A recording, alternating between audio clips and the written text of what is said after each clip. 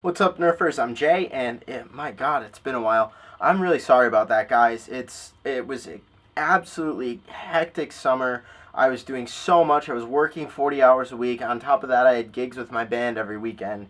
So I've basically had no time and almost no money to do reviews of new stuff because I've just been so busy and I've been driving all over the place, and the majority of my money has gone to gas money. But I'm coming back, and this is the first video that I will be doing as the new J-Nerf coming back, the comeback J-Nerf. So yeah, this is going to be the answering of the questions for the AMA.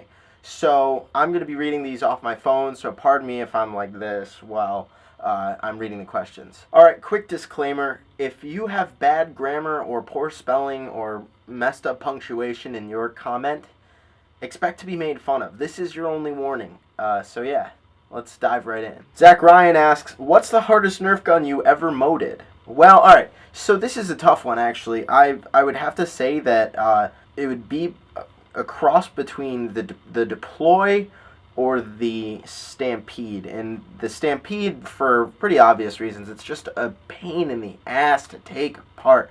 I don't know about hardest, but the deploy was so hard to put back together. It was so hard. Even for someone experienced like me, it was so difficult to get that damn deploy back together. And I hate it so much. I hate it. I absolutely hate it. So probably the deploy. Zach Ryan also asks, what's the hardest Nerf gun you ever molded? I never really molded any Nerf guns. I don't do molds or let mold accumulate in my Nerf blasters. Mitchell's Gaming asks, hey Jay, could you, the letter, give me a shout out, please? See, I've been subscribing for more than 6 months now. Hello. Nerf Mods 25199 asks, how old were you when OYU started Nerf?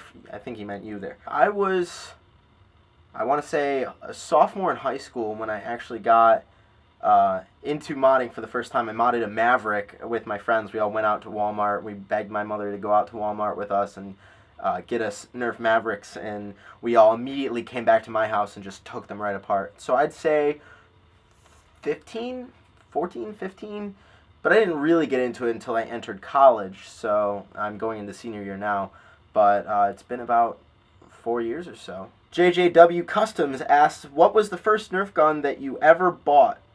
That I personally bought would probably be, I'd say maybe an Alpha Trooper, I think. I mean, besides the Maverick, I don't really, well, alright, maybe the Maverick. I'd say the Maverick. I can't remember if it was my own money. It was probably a Maverick. I remember that I had a couple Raiders and an Alpha Trooper that I think I got for a birthday or something, like years ago. But the first Nerf gun that I think I bought personally was a Maverick. I am Boba Lolo asks, what's your favorite blaster build that someone else did? Favorite non-Nerf YouTube video? Least liked food? And what blaster do you wish was never made? Shout out to Bobo, by the way. You're awesome. So I'm going to go through this and try my best to answer these quickfire. So, favorite blaster build that someone else did? I would have to say Rob's double rapid strike that he made with a Centurion stock integration looks so cool. It's so cool, and it's probably one of the cleanest integrations that I've ever seen. So probably that. Favorite non-Nerf YouTube video? I watch so many. I love Rooster Teeth. I love Nerd Cubed. There's so many channels that I absolutely love watching, so it's hard for me to pick just one non-Nerf YouTube video. I would have to say what comes to mind right now would probably be like ASDF movie 5. Least liked food. Does drink count? I would have to say whiskey. I would consider whiskey a food. I loved it, and now I can't even smell it. So, whiskey. What blaster do you wish was never made? Deploy.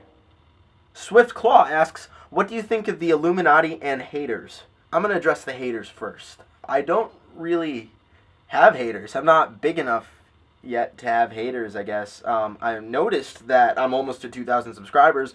In my absence, I haven't made a new video in 2 months or over 2 months, and my subscribership is growing, so thank you guys for subscribing to my channel. But I don't really have haters. I get the occasional, wow, you're stupid, or this person did that better. But I mean, I just kind of ignore it. I don't really notice it or pay attention to it. As far as the Illuminati goes, I'm not going to say they're real, but they're real. Edu Kalisher, I don't know if I'm saying that right, I apologize, asked, where do you think Nerf will be in about 10 years? That's actually a really good question. I want to say that Nerf is, probably going to still be expanding. With the Rivals line that just came out, I'm imagining that there's going to be more blasters for that line. Whatever is happening with Doomlands will probably still maybe be happening. I don't know. I don't see Doomlands going much of anywhere. The Zombie Strike line is, okay. Hopefully we'll get more clip-fed blasters. That's all I'm really asking for Nerf, is that, please, more clip-fed blasters, more springers, that's all I want. Nerf Wizard asks, favorite, R-I-T, unconventional Nerf or of-brand weapon. I think he meant off-brand. I would have to say that the Scout has actually been one of my favorite blasters to use. I mean, it's so small, but, if you mod it well, it really packs a punch. And it's accurate. As far as Nerf blasters are concerned, it's pretty accurate. But I love the Scout.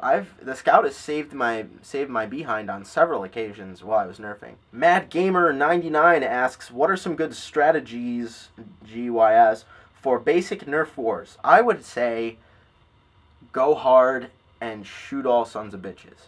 Big Bad W asks, what is your favorite parts provider? Orange Modworks, Oz Nerf Nerd, other. I've honestly, a lot of people have had problems with Orange Modworks and their stuff and their service and this and that. I've had a pretty good relationship with Orange Modworks. Their parts have worked pretty consistently for me. I haven't had too many things fail catastrophically. The Hammer Shot kit was a little frustrating, but now that it works, I love it. So I don't really have any Oz Nerf Nerd stuff, and any other stuff I have, it's more for the tactical aspect. It's not actual drop-in parts for blasters. It's some narrow base LLC stuff, which I absolutely love. But the majority of my stuff is Orange Modworks, so I would say Orange Modworks at this moment. Nerf to the Max with 2 X's asks, will you be getting any Explorer products? Explorer products are great. I have to say, they're really cool. They're high-end. They're good quality from what I've seen. But they're so expensive, man. I don't have the money. If I had the money, absolutely, I'd get some Explorer stuff. Their pump grips look super cool. I'd want one of the completely fabricated blasters that they made. Those things are ridiculous. So if I could afford it, absolutely, I would love to get Explorer stuff. But as of this moment, I just don't have it in the budget. Joseph Rodenheiser asks, is making an expanded plunger tube for the Retaliator worth it? It should be an, not a.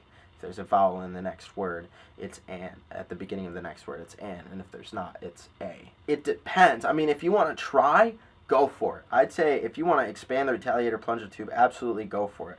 I'd say that the only reason that you would want to do that is if you want to make a really powerful sealed breach, which you can do with the normal plunger tube, honestly, by just upping the spring power and then sealing the breach. I have the Orange Modworks Stage 1 through 3 kit in mine, and I love that thing to death. It's not the most reliable. It's not nearly as reliable as my Elite Alpha Trooper, but, it's still a pretty great blaster to use. Mr. Squeaky Voice 97 has a 5-part question. He asks, how did you get into Nerf?